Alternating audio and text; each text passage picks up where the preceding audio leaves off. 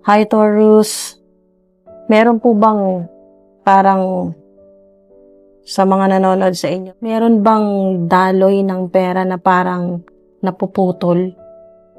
Yung napuputol o nauudlot, ganun po, hindi natutuloy.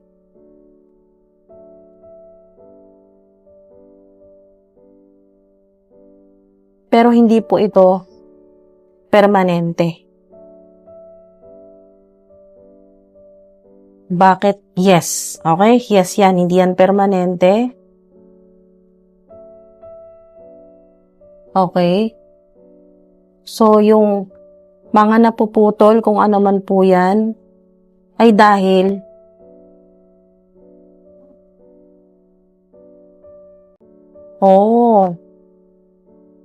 it is not yet certain. Maaaring hindi pa talaga ito yung siguradong para sa inyo. Something better will come instead. Dahil meron pang mas maganda. Okay. Yes, hindi nawawala yung stability po ninyo. So, sa nakikita ko po dito, kasi nga, don't get stuck on the specifics. Halimbawa po, ito yung plano po ninyo, no? Pero naudlot, naputol. Okay, hindi natuloy. Halimbawa po, may mga transactions. May usapan na kayo, may agreement na hindi natuloy or kinancel. Basta kung ano man po yan na hindi natuloy or daloy ng pera na napuputol, hindi po siya permanente. Bakit may delay? Kahit ginagawa niya naman po lahat. Kasi nga po, sa nakikita ko dito, hindi nawawala yung stability kasi may yes eh. Confirmation ito, mating dude. Ito yung assurance, ito yung confirmation mula sa Divine Universe, sa Infinite Source, so to speak. So, hindi talaga nawawala ang stability. Nag-iiba lang, okay? Kasi something better will come instead eh. Nag-iiba dahil nga may mas magandang ibibigay sa inyo eh. Okay? Nag-iiba. So, ang nangyayari po sa inyo ngayon, wag po kayo ma-frustrate, wag po kayong sobrang mawala ng pag-asa, okay? Hindi mawawala, hindi nawawala ang stability po ninyo. Nag-iiba lang po ang paraan kung paano po ito darating sa inyo. Ang ganda. Maganda mga dude. Hindi siya dapat ikasama ng loob, okay? Ikalungkot. Something better will come instead. Nag-iiba lang yung paraan, okay, ng Divine Universe kung paano ito darating sa'yo or paano ito ipapadala sa'yo ng Infinite Source. So, tingnan muna natin, no, mga dude, kung bakit ba may delay, no, kahit ginagawa niya naman po lahat. O kaya, halimbawa po, no, yung meron ka na dapat additional income, pero naudlot, okay, or naputol, yung parang nagka-proyekto ka, 1, 2, 3, or isang beses, malaking proyekto, pagkatapos nun, wala nang kasunod. Parang ganun po. Basta kung ano man po yan na naputol, yung akala mo na napakaganda na daloy ng pera sa buhay mo. Wow! Wow! Hindi ko talaga inaasahan do. Kaya nga pala, something better will come instead. Kahit ako, hindi ko to inasahan. Tingnan nyo to. Sabay pa tong dalawang card na to na bumaba. Diba? 9 of Pentacles, Ace of Pentacles, 10 of Pentacles. Ibig sabihin, talagang stability to. 10 ay 10 of Pentacles din yan pag pinagsama. So, yan po ay hindi lang basta kikita ka ng malaki. Legacy mo, mating dude, pangmatagalan. Pangmatagalan na talaga to. Yung pwedeng passive income o yung talagang habang tumatagal, lumalaki yung income. Or dumarami pa, no? May expansion. Lumalaki. Wow, ang ganda. Ace of Pentacles, 9 of Pentacles. Kaya kung susubok po kayo, ang tanong po ninyo, may swerte ba? May chance ba na align dito sa energy po ng yung susubok sa mga chance-based activity or kung ano man po susubukan po ninyo na na trabaho, o career path, negosyo, o partnership, ano man po yan, yes yan. Okay? May chance. May chance na aligned ka talaga. Kitang-kita dito sa Ace of Pentacles, Nine of Pentacles na talagang aligned po kayo. Basta don't get stuck. Basta po don't get stuck on the specifics. Okay? Yung parang ito lang, ito yung pangarap mo, ito lang. Kasi may ibang paraan or iba-iba or kasi po nag-iiba ang paraan. Nag-iiba ang paraan ng Divine Universe. Paano ito darating sa'yo or ipapadala sa'yo. Pero yes yan. Huwag kang magduda dyan. Yes yan. Ating dude. Kailan ang mas magandang timing? Darating kasi ito nang hindi mo inaasahan eh. Oh, the Empress. Wow. Isa pang success card, success energy. Yung talagang magiging masaya ka. At kung ano man po yan, may success, may happiness, development. Wow. Kung ano man yung pinaghihirapan po ninyo, parang, alam niyo yung pregnancy, napakahirap po niyan. 9 na buwan na pagtitiis, na mabigat, mahirap, hindi komportable, pero once na malagpasan na, ito na yun. Habang buhay ng masaya. Habang buhay na yung success, yung happiness, at nagpapatuloy na nade-develop, mas gumaganda pa. Napakaganda ng, wow, napaka-powerful ng mga cards po ninyo. Kung meron kang sinimulan, meron kayong ipagbubuntis na napakagandang, ano man itong pangarap po ninyo, itong proyekto po ninyo, talagang, wow, manganganak. Kung ano man yung ginagawa ninyo, pinaghihirapan po ninyo, mga ating dude, talagang magiging masaya po kayo. Kasi hindi lang ito basta pera. Success nandito at stability. At kung may darating bang tanong po ninyo, sa kabila ng mga hirap o delays na nangyayari, may darating pa ba talagang stable income? Yes. Yes yan, no? Ating dude, yes. Stable energy ito, the Empress. At hindi lang basta stable to kasi tuloy-tuloy ito, maating dude. Tuloy-tuloy po ito na success at pataas ng pataas ang posisyon o palaki ng palaki ang income. May development, maating dude. Basta puro pataas yan. Sa mga nakaranas ng kayo po ay nagkahirap-hirap sa pera, yung okay noon.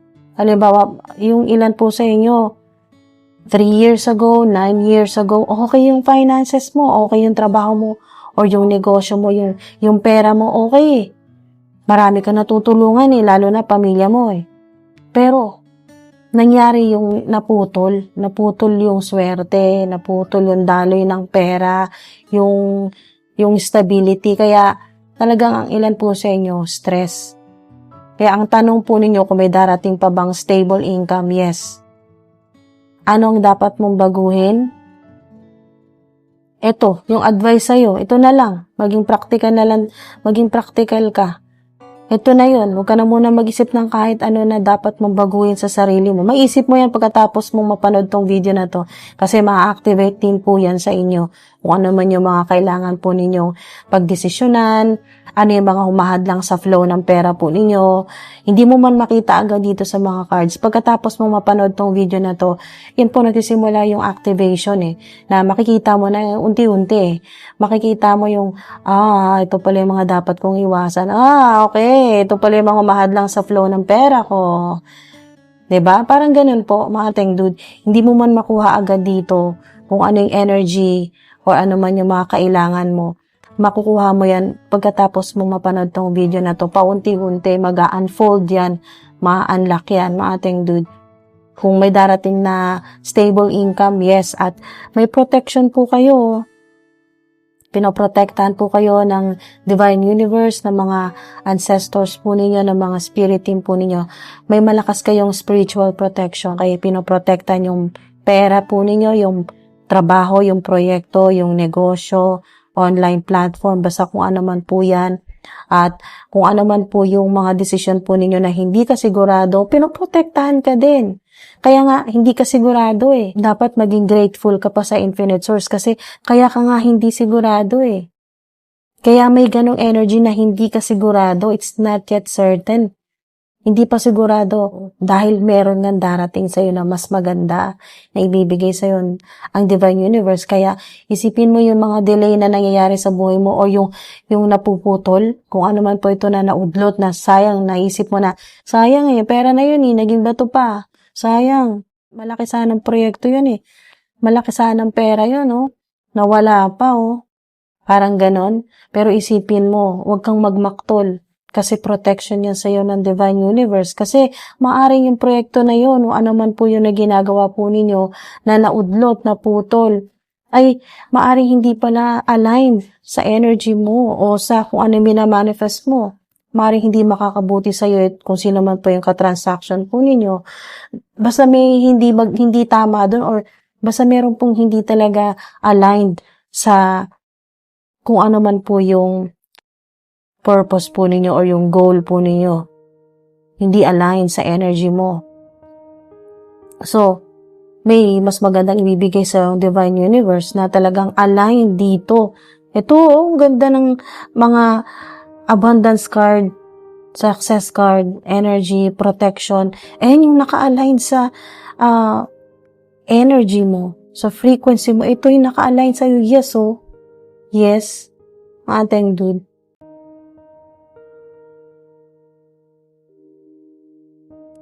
Kasi ito yung deserve mo. Gusto sigurong sabihin sa'yo ng Divine Universe na kung ano man nangyayari sa buhay mo ngayon na hindi sigurado or hindi mo alam kung kailan ba darating yung stability sa buhay mo, stable income.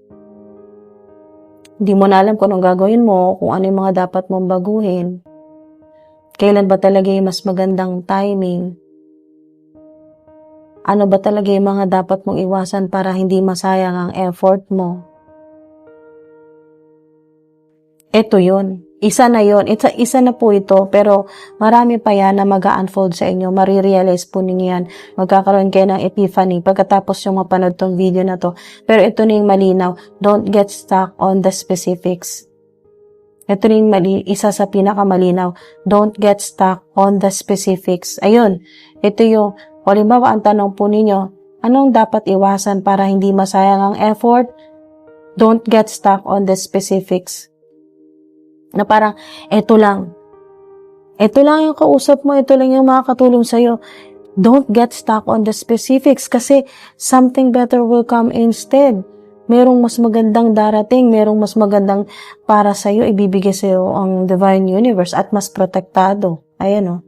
Mas safe, may protection. Ating dude. So, kung ang tanong po ninyo, kailan ba talaga? Kailan ba talaga darating yun? It is not yet certain. Hindi pa sigurado kung kailan. Ating dude. Pero yes yan. Yes yan na merong mas magandang darating sa inyo. Wish. Diba? Woo!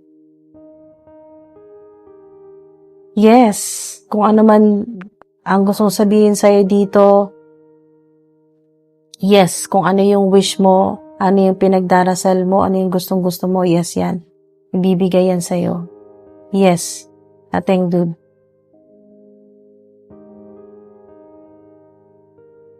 Na mas maganda pa, yes, mas maganda pa sa hinihingi mo. Mas maganda pa yung darating. Intervention. May divine intervention, kaya huwag niyo pong isipin na hindi narinig ng Divine Universe, ni Father God, yung wish po ninyo or panalangan or pinagdarasal, kasi narinig. Yes, narinig. Yes, ang sagot po sa inyo. Yung wish po ninyo, maring ang ilan po sa inyo, nagtirik pa kayo ng kandila, nagdasal kayo, nagsunog po kayo ng dahon ng laurel, kung ano man po yan, tapos nag-wish kayo. Yes po yan. Yes, ang sagot sa inyo. May financial support, oh. Oh, ito na. Wow.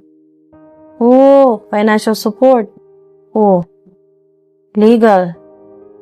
kung meron pong mga documents o approval na kailangan, ayan o, legal, financial support. Okay, yung mga signs, confirmation, maaring makuha po ninyo yung mga signs, confirmation mula po sa angelic realm o sa higher realm, sa divine universe, maaring telepathically o sa panaginip o sa songs, kanta, sa songs, ating dude.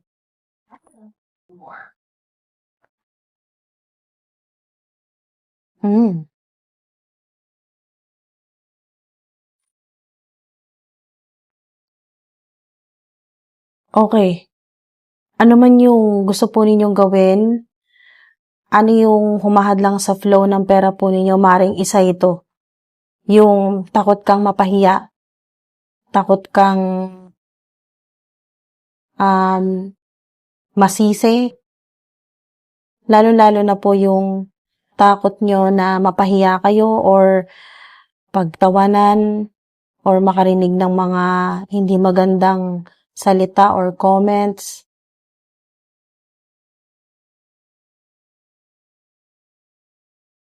Kaya ito yung pumipigil sa inyo na gawin. Gustong-gusto mong gawin. Halimbawa po, gusto po ninyong magnegosyo o kaya naman po maging public influencer. Ano man po yan na gusto po ninyo. Pero napangungunahan po kayo ng yung natatakot kayo na mapahiya kasi kung hindi maging successful, anong sasabihin sa inyo ng mga tao? Parang yung ganun po yung vibe, yung energy na takot kang mapahiya or maliitin ng mga tao. Kung ano man po yan na yung pagkapahiya, yung nahihiya kayo na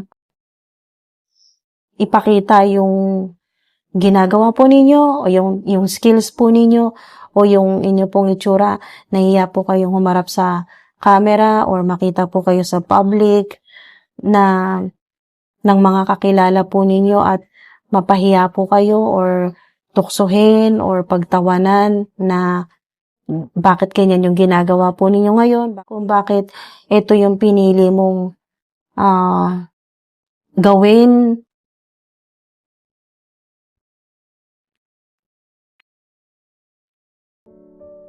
Yan po ay low frequency dahil mga teng dude, maaaring ito yung pumipigil. Okay, ito yung humahadlang sa flow ng pera po ninyo. Yung takot ninyo na mapahiya or tuksuhin kayo na ba't ganito yung itsura po ninyo, na parang ang lakas naman ng loob mo na maging content creator. Ganyan po, yung mga ganun pong negative, yan po yung nakakaharang po sa flow ng pera po ninyo dahil kung hindi po ninyo iintindihin yung sasabihin nila or hindi kayo nag-iisip na mapapahiya kayo, embarrassed, kung hindi nyo yung hindi nyo iisipin na mapapahiya kayo or mabubuli or yung tutuksohin, parang ganun po. Kung hindi nyo po yung iisipin at mag-iisip po kayo ng positive talaga na yung kung ano yung sisimulan po ninyo ay napakarami ng pwedeng mangyari. Something better will come instead.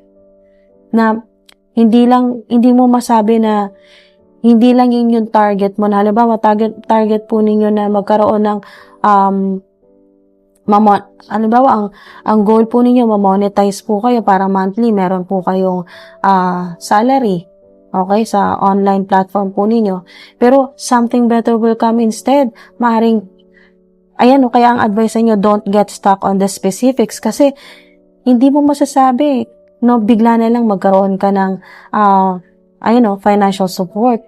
Biglang maraming mga sumuporta sa'yo, makatanggap ka ng mga tips, donations, sponsorship, basta collaborations, marami pa pong iba, mga ating dude, na magaganda pang pwedeng mangyari, kaya don't get stuck on the specifics na yun lang ang mangyayari sa'yo kasi yun lang ang mangyayari sa'yo kasi yun lang naman ang ine-expect mo.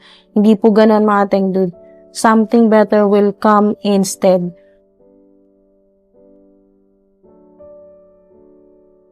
Ayan, lalo na kung kayo po ay confirmation kung ngayon po ay nasa survival mode po kayo. Yung kailangan lang makasurvive sa monthly bills, sa mga kailangan bayaran o sa loan, kung ano man po yan. Mga dude, kung ano man yung hinihiling po ninyo, yes yan. Okay? Yes. Confirmation. Yung mga signs, synchronicities, kung ano man yung confirmation na hinihintay mo mula sa Divine Universe, maaaring idaan ito sa panaginip or telepathically, maisip mo lang, telepathically.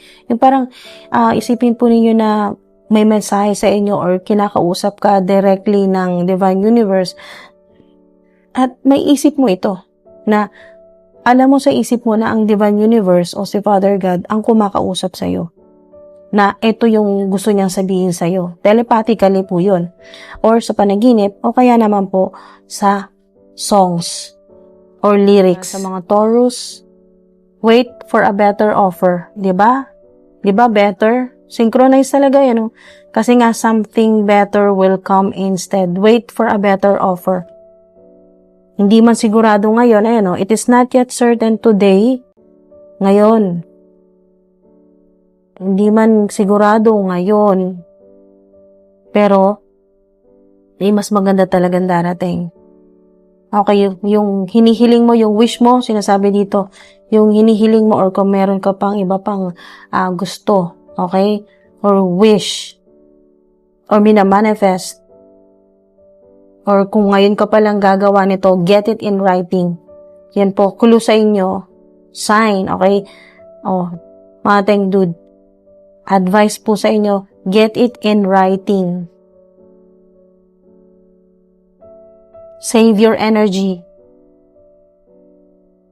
Save your energy. Dude. Kasi pag dumating na to, sinasabi dito, something better will come instead. Pag dumating na yan, mas kakailanganin mo ng maraming energy. Kasi nga, sobrang magiging busy ka niyan. Pero para naman yan sa stability mo, kaya kakayanin mo yan. Wait, okay? Hintay-hintay. Okay. So, kung merong biglang swerte na dumating sa inyo at mga dude, yes, kasi may biglang darating sa inyo na swerte o blessing o panalo. Keep it to yourself, okay? Keep it to yourself hanggat maaari, wala po kayong sasabihan. Never. Never. Diba? Don't get stuck on the specifics. Advice po sa inyo, seek out more options. Seek out more options. Diba? Don't get stuck on the specifics. More options. Final message. It could be extraordinary. Diba? Pag dumating to, itong sinasabi ditong something better will come instead. It could be extraordinary. Wow. Maganda na mensahe sa inyo. Napaka-powerful. Angel numbers. Hingi tayo. Meron kayong 7, 3, 5, 1, 2, at 8. Okay, so maraming salamat po mga dude. Ingat po kayo palagi. At kunin nyo lang po yung nag-resonate sa inyo at ignore nyo po yung hindi para sa inyo. Huwag nyo pong kunin. Thank you po sa oras po ninyo. Dude, sinamahan nyo po ako hanggang dito po sa dulo. Ingat po kayo palagi hanggang sa susunod po.